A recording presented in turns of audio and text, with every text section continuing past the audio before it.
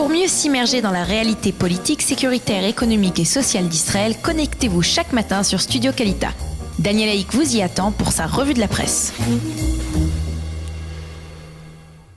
C'est effectivement le grand titre de la matinée dans la classe politique israélienne. Les partis orthodoxes du judaïsme de la Torah, le parti Shas, organise aujourd'hui vers 2h de l'après-midi une réunion d'urgence pour déterminer de la manière de réagir au nouveau verdict de la Cour suprême. La Cour suprême qui a décidé hier d'annuler la loi votée par la Knesset dispensant les élèves des yeshivot de service militaire.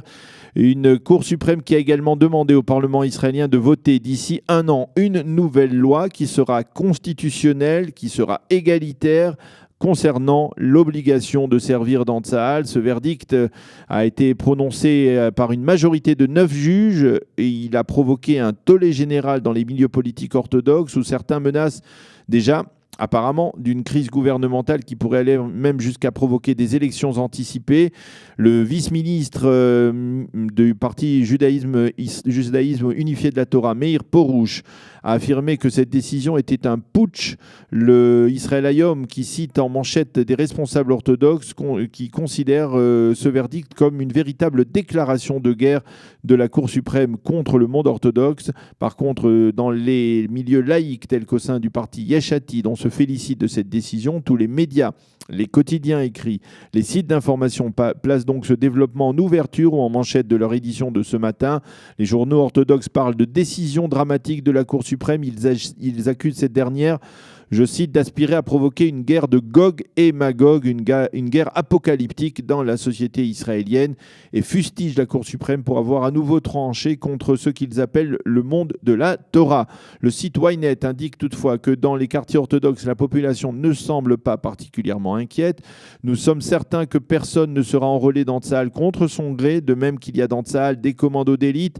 Nous sommes les commandos d'élite spirituelle de l'État d'Israël, de même que vous croyez que les soldats vous protègent, ont déclaré certains habitants orthodoxes à des journalistes. Alors nous croyons, nous sommes persuadés que les élèves des yeshivot nous protègent de la même manière. S'il n'y a pas de yeshivot, il n'y aura pas d'armée.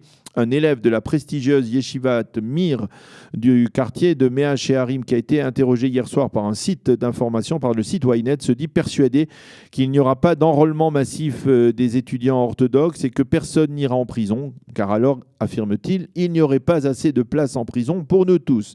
Encore un point à souligner, lorsque l'on consulte les motivations qui ont conduit chaque juge à trancher pour ou contre l'annulation de la loi, dispensant donc les élèves de yeshivot de service militaire, eh bien on comprend que l'idéologie personnelle de chacun d'entre eux, et pas seulement le code pénal à l'état pur, joue dans ce dossier délicat un rôle déterminant. Le Yediot Aharonot publie ce matin dans la série des éditoriaux qui sont consacrés à cette décision un éditorial de Yehuda Meshizav, qui est le fondateur orthodoxe du mouvement Zaka, qui affirme que la classe politique israélienne n'obtiendra rien de la communauté orthodoxe par la force. Et il souligne tout de même, Yehuda Meshizav, que ses enfants eux-mêmes servent dans l'armée israélienne, y compris dans des unités d'élite de l'armée israélienne, dans des unités combattantes de l'armée israélienne. Par contre, pour Ben Dror Yemini, cette décision, je cite, est un jour de fête. La Cour suprême est devenue le Shaliach Tzibour, l'émissaire de la majorité des Israéliens face au cynisme politique, écrit Ben Dror Yemini dans le Yediot Aharonot. Dans ses commentaires,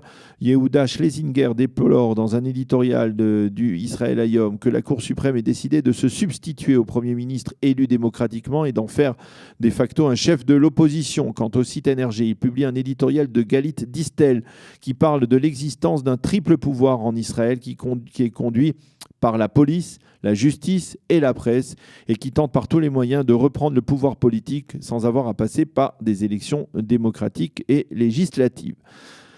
Les sites d'information publient ce matin le démenti formel de Binyamin Netanyahou concernant une éventuelle intention de sa part de se retirer de la vie politique en raison des affaires judiciaires qui le concernent. « Je conduirai le Likoud aux élections de 2019 », a déclaré hier le Premier ministre lors de son voyage en Argentine. Ces rumeurs ne sont que des balivernes et des stupidités, a dit M. Netanyahou, qui a réagi ainsi à la suite de messages WhatsApp qui avaient été diffusés par certains membres du Likoud selon lesquels le Premier ministre aurait l'intention de quitter la vie politique ou même de devancer des élections législatives autour des développements dans ces enquêtes judiciaires. M. Netanyahou a également affirmé que jamais il n'avait ressenti autant de soutien de la part de la base militante du Likoud. Le Times of Israel reprend dans sa page en français ce matin un extrait du Yediot Aharonot qui révèle qu'après le raid aérien de la semaine dernière contre une base militaire syrienne à Hama, un raid attribué à l'étranger, vous le savez, à l'armée de l'air israélienne, eh bien la Russie a tenu à rassurer Israël en lui promettant que l'Iran ne pourra pas s'implanter massivement à proximité de la frontière israélo-syrienne. Si les Iraniens exagèrent, nous les contiendrons, a affirmé un porte-parole russe. Ceci étant, le site NRG affirme que le président américain Donald Trump pourrait initier une politique bien plus ferme que jusqu'à présent envers les Iraniens. Dans le cadre de cette nouvelle approche, les États-Unis exerceraient de sérieuses pressions sur Téhéran afin de limiter son influence au Proche-Orient et de réduire son programme de production de missiles balistiques, et ce sans toutefois avoir à remettre en cause l'accord de Vienne qui, on le sait, a été très vivement critiqué par le président américain.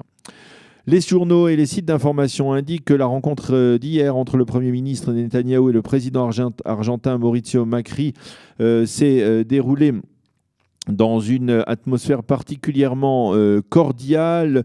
Les deux leaders ont décidé d'élargir les relations entre leurs deux pays, en particulier dans 3 domaines: la lutte contre le terrorisme, la sécurité intérieure et le commerce. M. Netanyahou a invité Mauricio Macri à se rendre en Israël. Les deux hommes ont d'ailleurs signé hier 4 accords de coopération bilatérale. Et M. Netanyahou a déclaré à cette occasion que le terrorisme n'avait pas cessé depuis les attentats de Buenos Aires en 1992 et 1994 et que l'Iran avait instauré un régime terroriste qui englobait le monde entier. Le Haaretz souligne ce matin que le Ichoud Leumi, qui est l'une des 2 composantes politiques du foyer juif, du mouvement du parti foyer juif, présidé par Naftali Bennett, le Ichoud Leumi a tenu hier sa convention et à cette occasion, il a adopté un plan de règlement du conflit israélo-palestinien qui impliquerait le déplacement de milliers de Palestiniens de leur plein gré vers l'étranger en échange d'une subvention massive de la part de l'État d'Israël. Il s'agit là d'un plan qui a été proposé au cours des dernières semaines par le député du Ichoud Leumi et du foyer juif, Netanel Smotrich. Les observateurs indiquent que l'adoption de ce plan, qui ne fait pas l'unanimité et qui est très controversé dans la classe politique, pourrait finalement entraîner une scission entre le Ichoud Leumi et le parti national religieux de Naftali Bennett, qui est considéré comme moins radical dans son positionnement idéologique. Les pages culture, mais également certaines pages politiques dans les quotidiens israéliens indiquent que l'Académie israélienne de cinéma a décidé de ne pas inviter cette année la ministre de la Culture, Miri Regev, à la prochaine cérémonie de remise des prix Ophir, qui est considérée comme la cérémonie des Oscars israéliens. L'Académie israélienne de cinéma a affirmé avoir pris cette décision afin que la cérémonie n'ait aucun caractère politique.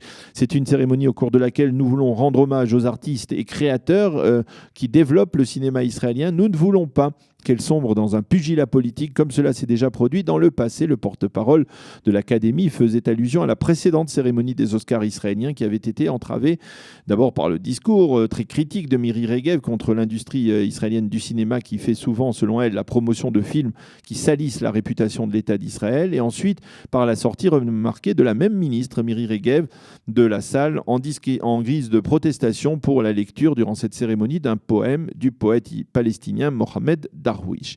La ministre Miri Regev a qualifié la décision de ne pas l'inviter à la cérémonie, je cite, de lâche et d'antidémocratique. Cette décision n'a qu'un seul objectif: empêcher le public d'entendre ma position sur le fait que les films qui propagent des mensonges et de la diffamation sur les soldats israéliens ne seront pas financés par les fonds publics, a-t-elle déclaré. Il faut rappeler qu'en début de semaine, Miri Regev avait vivement critiqué le film Foxtrot, qui a reçu samedi soir le grand prix du jury du Festival international du film de Venise.